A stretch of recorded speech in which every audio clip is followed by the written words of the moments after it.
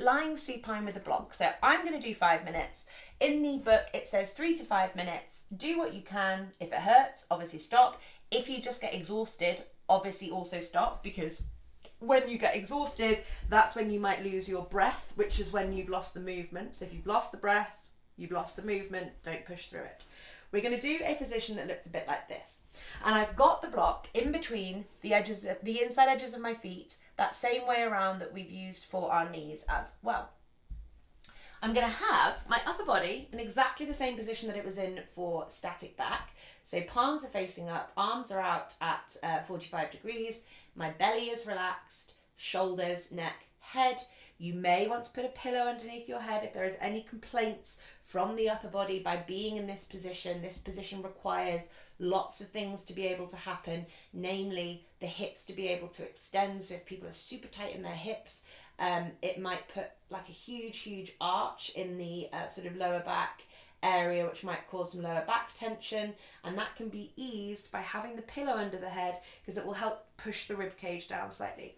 So I don't want you using your muscles to push you down. I want it to be that you are relaxing passively in your upper body, but the pillows underneath your head may help. You're going to pull the tops of your feet back towards you, so you've got a 90-degree angle at your ankles. When you pull the tops of your feet back towards you, it's not the same as just pulling the toes back towards you. Can you see here how my feet are pointing away from me and I'm just flexing my toes? We are making sure that we're flexing our ankles, not just flexing the toes. So we're putting that 90-degree angle at the ankles. The calves stay pushed down on the floor, so you might notice that your knees then want to come up, and that's that tightness through your calves sort of presenting itself to you. The calves stay grounded, the feet push back, upper body completely relaxes. We're going to squeeze our quads, so our thigh muscles. You're going to hold a contraction there. Keep pulling the feet back towards you, and you're going to squeeze the inner edges of your feet towards each other into the block, and you're going to hold that there. I've set a timer. I'm going to do 5 minutes here. You do what you can. We're relaxing the hands, the shoulders, the arms, focusing on that deep, calm, diaphragmatic nasal breathing in and out of the belly.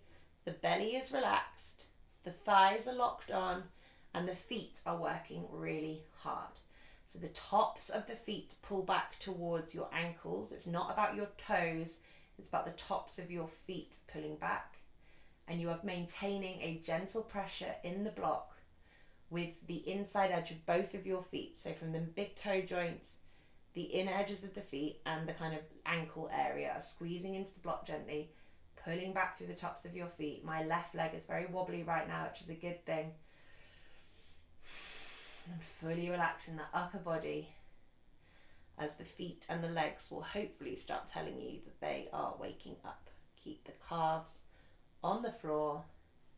Any pain, rising levels of tension and discomfort, pull out of the exercise, remembering that a pillow or two underneath your head may help support your upper body so that your rib cage can ground and take some of the pressure out of your lower back if it is there.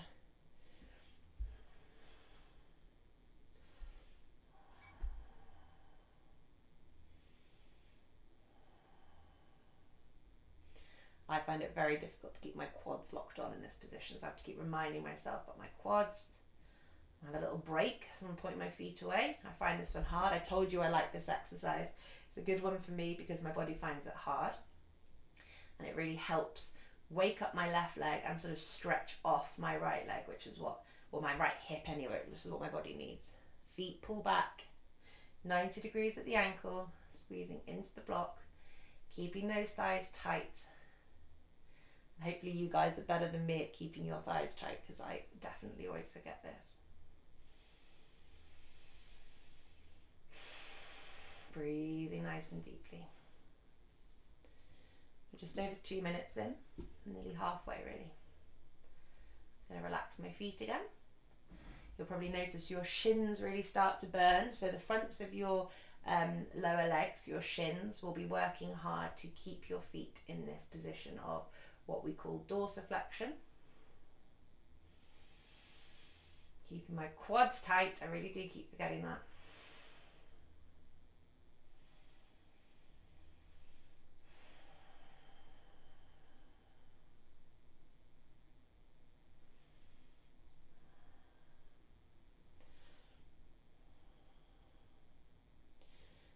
allowing the toes to point away from you.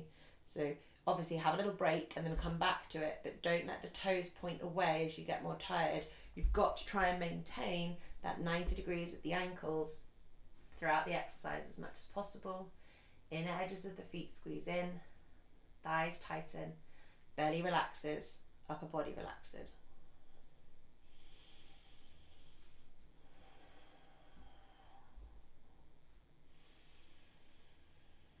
Got about a minute and a half left if you're still with me.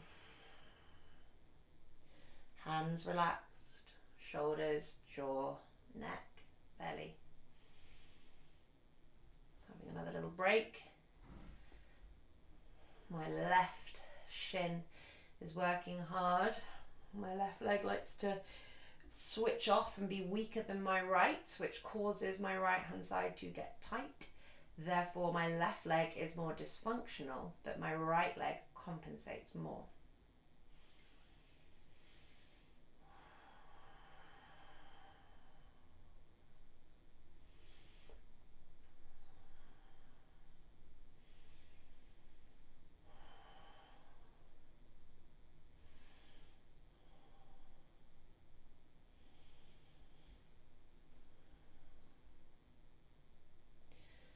Got just over 30 seconds left.